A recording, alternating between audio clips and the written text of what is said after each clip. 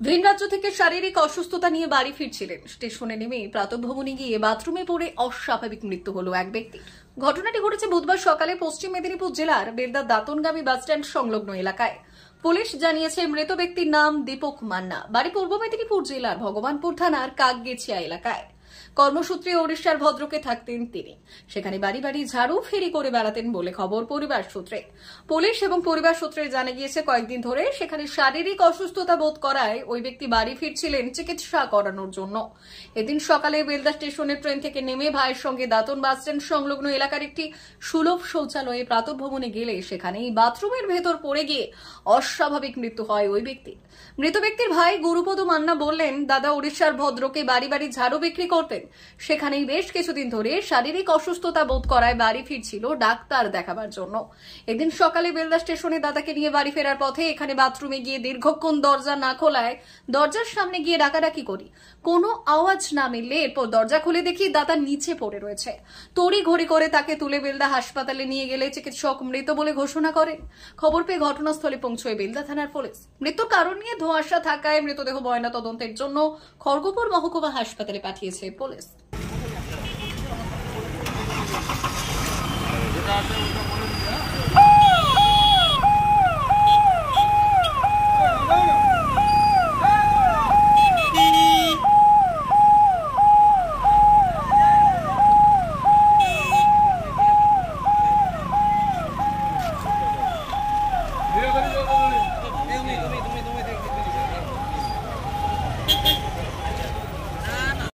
বুকে কম বেরোতো, মানে কবে খেয়ে রক্ত বেরোর খড়ি খড়ি করতো, মানে নেশাগ্রহণ করতে এখন ভাই আমি বাড়ি যাবো, আর মালিক বলতো ভাইকে নিয়ে যা, যে বেলা আমি ট্রেন চলে দেবো, তুই বেলা থেকে নিয়ে গেলে আনতে গেছি। সোজা ভারতে এসছে, এসে ভাইকে ডাব খাবো, তোকে ডাব খাবিয়েছেন।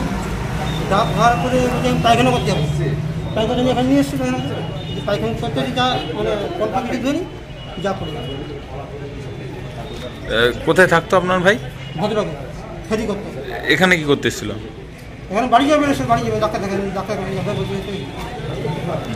কি নাম ভাইয়ের? দীপক মান্না। আপনার নাম কি? গুরুপদ মান্না। কখন নাগাদ হয়েছে এটা? এই তো 1 ঘন্টা হয়। কোন জায়গাটা হয়েছে এটা? হ্যাঁ, জায়গাটার নাম কি এটা? জায়গার নাম Belda. 399 hotel and restaurant, Narayangarh bypass, পশ্চিম মেদিনীপুর।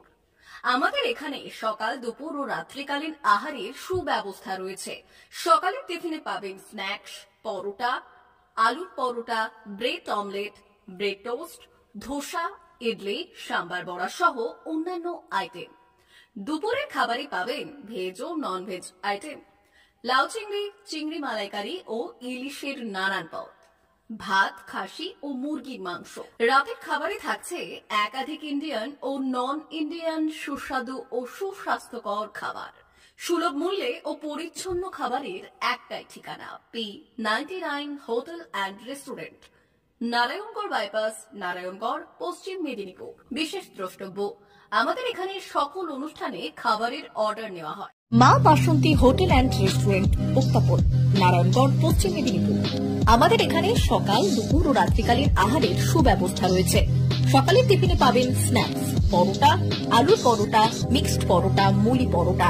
দুপুরে খাবারে পাবেন সবজি ভাত, খাসি ও মুরগির মাংস, ইলিশ মাছের ভাপা, ভেটকির তেল ঝাল, চিংড়ির মালাইকারি, কাতলা মাছের ভাপা, এছাড়াও মশালা কোল্ড ড্রিঙ্কস, আইসক্রিম।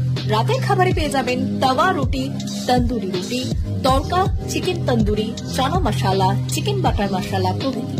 সুলভ মূল্যে পরিচ্ছন্ন খাবারের একটাই ঠিকানা, মা বাসন্তী হোটেল অ্যান্ড রেস্টুরেন্ট, উত্তাপন, নারায়ণগড়, পশ্চিম মেদিনীপুর। বিশেষ দ্রষ্টব্য, আমাদের এখানে সকল অনুষ্ঠানের খাবারের অর্ডার নেওয়া হয়। এখানে পেয়ে যাবেন মা বাসন্তী মিষ্টান্ন ভান্ডার থেকে বিভিন্ন মিষ্টি। অনুষ্ঠানের জন্য মিষ্টি পাওয়া যায়। এছাড়াও কেক, নামি দামি কোম্পানির চকলেট পেতে চলে আসুন আমাদের দোকানে। প্রোপাইটার ঝন্টু গিরি। যোগাযোগ 9732543245।